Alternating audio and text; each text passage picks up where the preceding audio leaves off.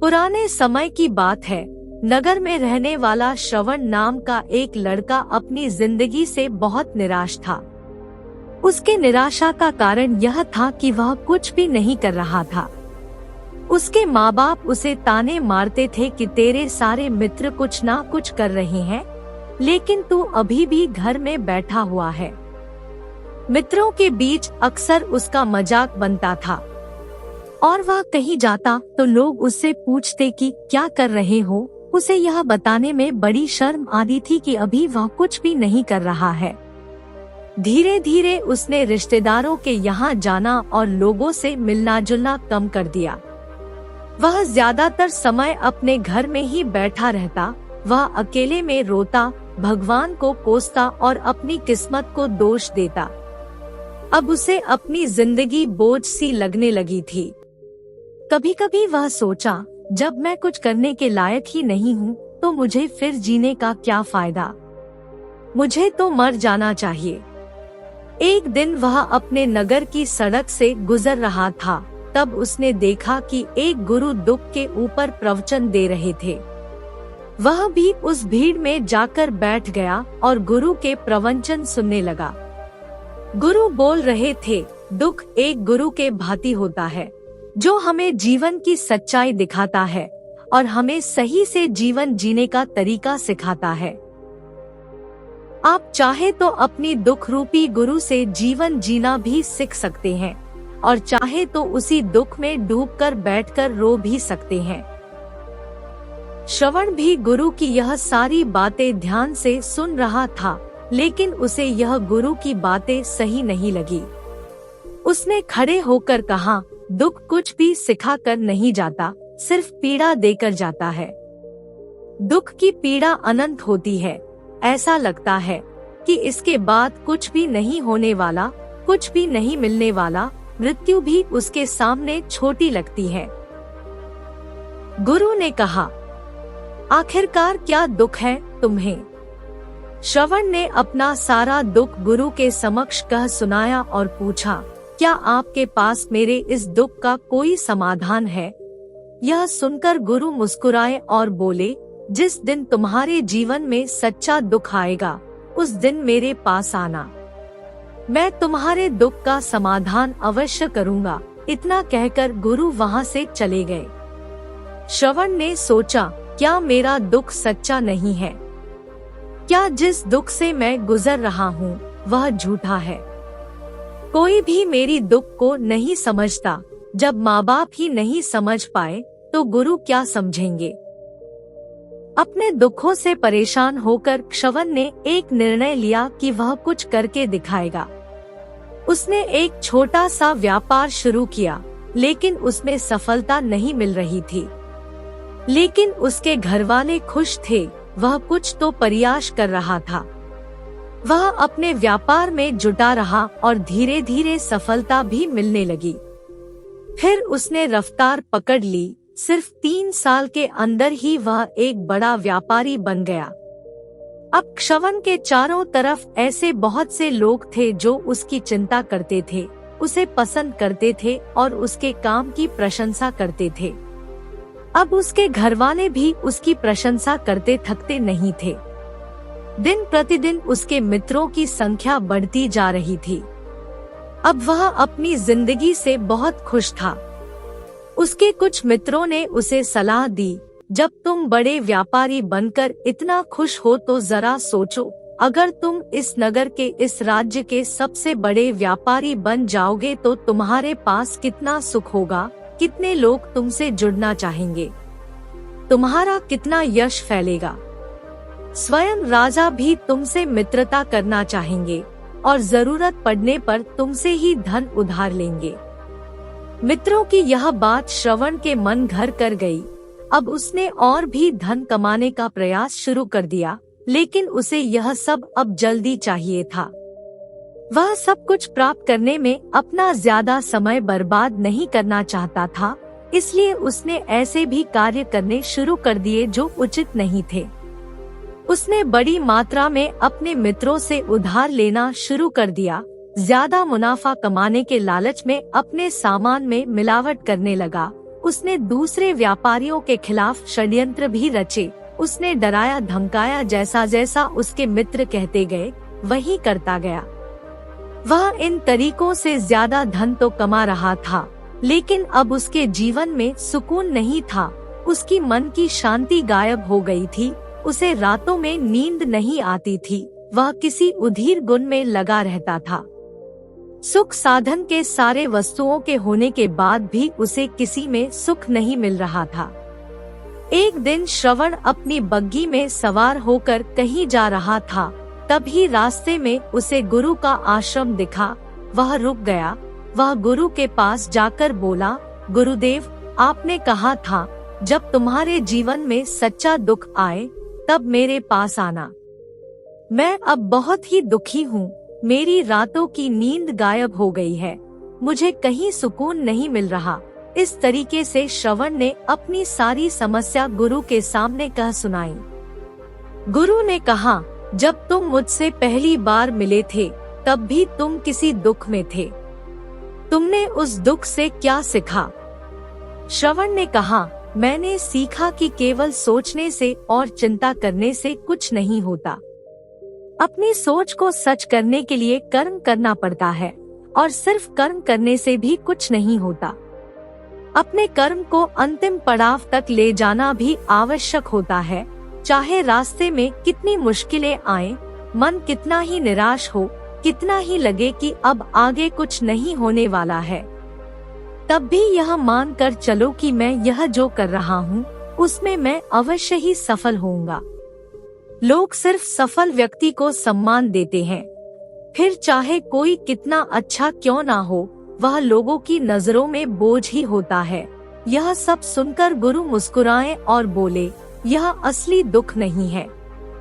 जब तुम्हारे जीवन में असली दुख होगा तब मेरे पास आना, मैं उसका समाधान अवश्य करूंगा। श्रवण ने जाते समय गुरु को सोने की सिक्कों से भरा एक घड़ा भेंट किया। घड़ा देखकर गुरु ने कहा, यह मेरे किसी काम का नहीं, इसे उस पेड़ के नीचे गड्ढा खोदकर दफना दो। श्रवण ने गुरु के कहे अनुसार घड़े को पेड़ के नीचे दफना दिया और वहां से चला गया।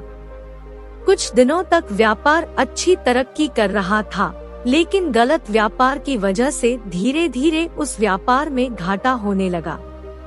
उसकी सारी धन संपदा धीरे धीरे खत्म होने लगी और एक दिन ऐसा आया कि उसके पास कुछ भी नहीं बचा और वह अब कर्ज से लद चुका था। लेकिन वह निश्चित था कि उसने सारा कर्ज अपने मित्रों से ही लिया था। वह सोचता था कि उसके मित्र बुरे समय में उसका साथ देंगे, लेकिन ऐसा कुछ भी नहीं हुआ। बुरा समय आते ही मित्रों ने अपना उधार मांगना शुरू कर दिया। उधार वापस न मिलने पर जान से मारने की धमकी भी दी। उसके चाहने वाले सब उससे दूर हो गए। उसके वह मित्र जो उसके साथ मौज मस्ती करते थे, अब उससे दूर भागने लगे। उसके परिवार वाले उसके गलतियां और कमियों को गिनाने लगे। उसकी सारी संपत्ति नीलाम हो गई। उसके पास कुछ भी नहीं बचा। उसने अपने पिता से सहायता मांगी तो पिता ने कहा, मेरे पास ये थोड़ी सी संपत्ति है, अगर मैं यह भी तुम्हें दे दूंगा तो मैं तुम्हारी माँ को कहाँ रखूंगा। यह संपत्ति हमारा आखिरी सहारा है। श्रवण के भीतर बहुत गहरा दुख था। उसके आसपास कोई नहीं था जो उसके दुख को समझ सके, उसे संभाल सके। लोगों से मिले इस धोखे और विश्वासघात की वजह से वह अंदर तक टूट गया। उसे लगने लगा कि अब जीने का क्या मतलब है, अब तो मृत्यु ही एकमात्र सहारा है। वह आत्महत्या करने के लिए पहाड़ी की ओर जा रहा था। तभी उसे याद आया कि गुरु ने कहा था, जब तुम्हारे जीवन में असली दुख आए तब मेरे पास आना। श्रवण गुरु के पास गया और अपना सारा दुखरा उन्हें सुनाया। आंखों में आंसू भरकर बोला, मेरे इस दुख का समाधान कीजिए गुरुदेव। गुरु ने कहा, जब तुम्हारे जीवन में असली दुख आए तब मेरे पास आना, मैं उसका समाधान अवश्य करूंगा। श्रवण ने कहा, क्या अब जो मेरे जीवन में घट रहा है क्या वह दुख नहीं है? आखिरकार असली दुख होता क्या है? गुरु ने कहा, सबसे पहले तो तुम मुझे यह बताओ, इस दुख से क्या सीख मिला? श्रवण ने कहा, मैंने सीखा कि जो लोग हमारी सफलता और हमारी तरक्की की वजह से हमारे जीवन में आते हैं, वह लोग हमें धोखा अवश्य देंगे, क्योंकि वह बुरे समय में हमारे साथ खड़े नहीं होंगे। वे केवल अच्छे समय में हमारा फायदा उठाएंगे और बुरे समय में छोड़कर चले जाएंगे। भरोसा केवल उन्हीं लोगों पर करना चाहिए जो हमारे बुरे समय में, असफलता के समय में साथ खड़े रहते हैं। लेकिन ऐसे लोग बहुत ही कम होते हैं, पर जिसके पास होते हैं उनकी कद्र करनी चाहिए, उनका अपमान नहीं करना चाहिए। मैंने यह भी सीखा कि कभी किसी के खिलाफ षड्यंत्र नहीं रचना चाहिए, ईमानदारी और धैर्य के साथ काम करना चाहिए और कभी लालच नहीं करना चाहिए। अपना सारा दुख और अनुभव बताने के बाद श्रवण आंखों में आंसू भरकर गुरु के सामने बैठा रहा। थोड़ी देर बाद गुरु उठे और उस पेड़ के नीचे गड्ढा खोदकर वह घड़ा बाहर निकाला जो सोने की सिक्कों से भरा हुआ था और उसे श्रवण को दे दिया और कहा, तुम्हारे जीवन में असली दुख आए तब मेरे पास आना। श्रवण ने गुरु को धन्यवाद दिया और प्रणाम करके वहां से चला गया। उसने उस धन से एक छोटा व्यापार शुरू किया। अब वह एक छोटा व्यापारी बनकर खुश था। अपनी पूरी लगन और ईमानदारी से व्यापार किया। देखते ही देखते वह फिर अपने नगर का एक बड़ा व्यापारी बन गया।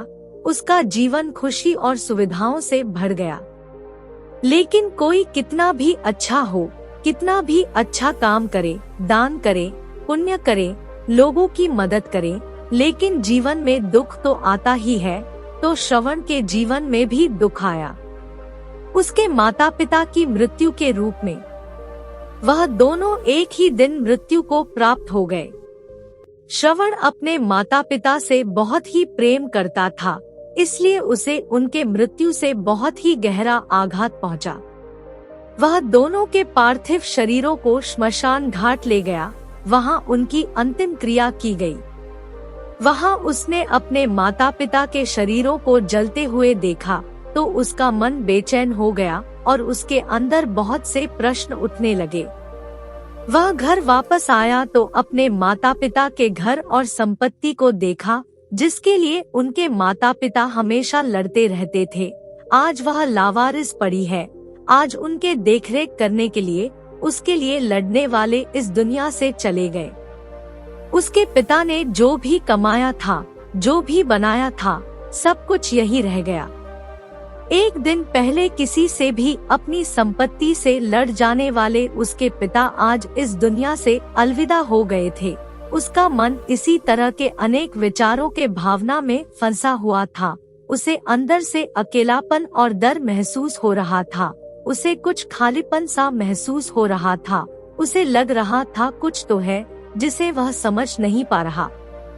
इसलिए वह गुरु के पास गया। उसे देखते ही गुरु ने कहा, क्या जीवन में कोई दुख है?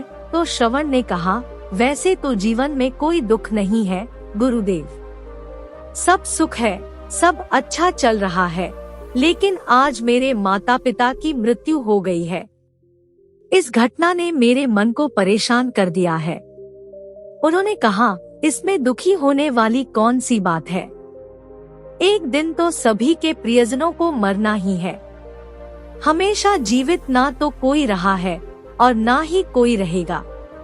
एक दिन तो तुम्हें मरना ही है। हो सकता है कल ही मर जाओ या आज भी मर सकते हो। श्रवण ने कहा, ये आप क्या कह रहे हैं गुरुदेव? मैं भी मर जाऊंगा, पर मैं तो अभी जवान हूँ। गुरु ने कहा, इसी भ्रम में तो सब जी रहे हैं कि मृत्यु दूसरों को आती है, बुढ़ापा दूसरों को आती है। लेकिन बूढ़ों के सामने ही जवान मर जाते हैं, बच्चे मर जाते हैं। मृत्यु का किसी उम्र से कोई संबंध नहीं, यह सबको अपना दास बना लेती है। गुरु की यह बातें श्रवण के मन में घर कर गई। वह चुपचाप वहां से चला गया, लेकिन उसका मन अब भी परेशान था, अब भी अशांत था। वह कुछ खालीपन सा महसूस कर रहा था। वह पूरे दिन अपने बारे में सोचता रहा कि वह इस दुनिया में क्यों आया है। क्या सिर्फ चीजों को उपयोग करना और मरना ही जीवन का लक्ष्य है? ऐसे बहुत से प्रश्न उसके मन में लगातार उठ रहे थे, लेकिन उसका उत्तर नहीं मिल पा रहा था। उसका दुख दिन प्रतिदिन बढ़ता ही जा रहा था।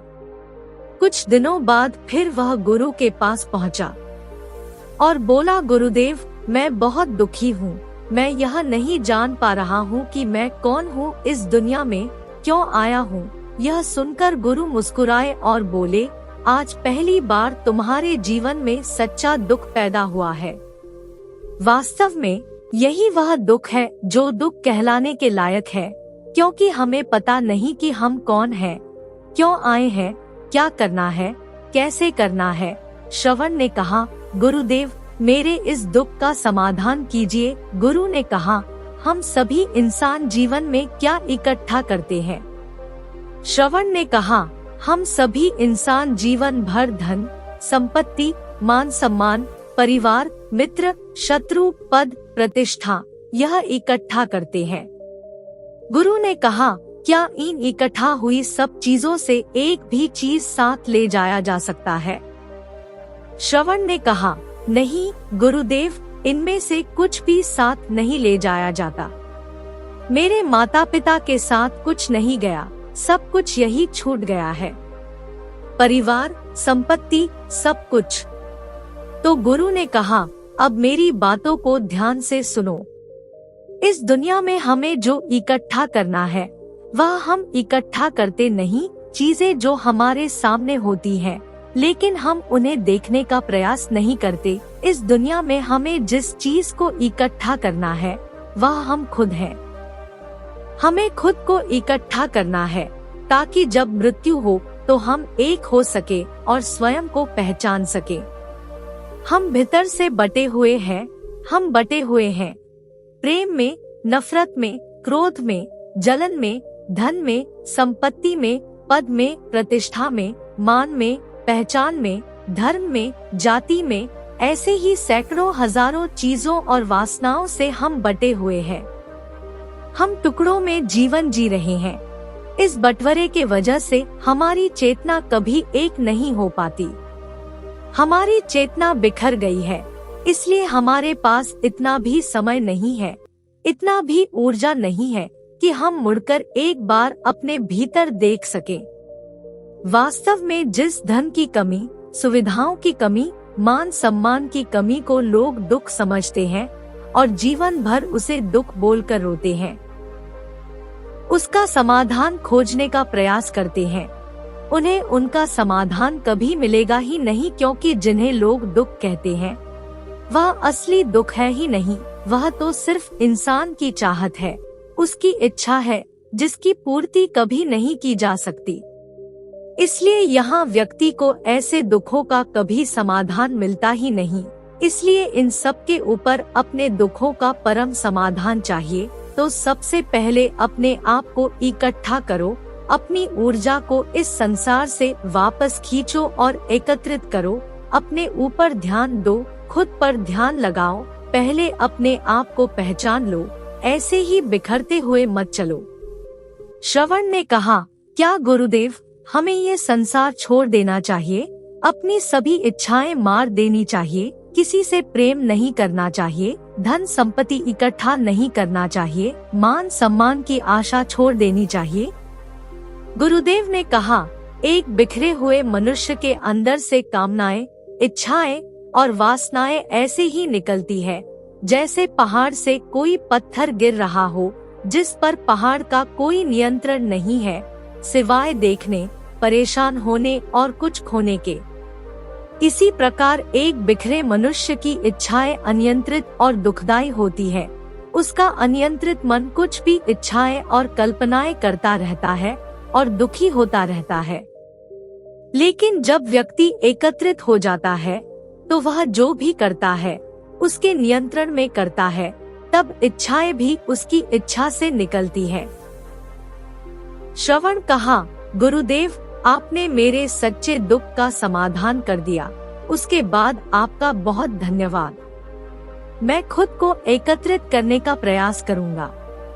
गुरु ने कहा, मानव शरीर में बहुत ऊर्जा है, बहुत शक्ति है, पर यह बेकार की कामों में बटकर रह गई है, व्यर्थ की चीजों में लगी रहती है।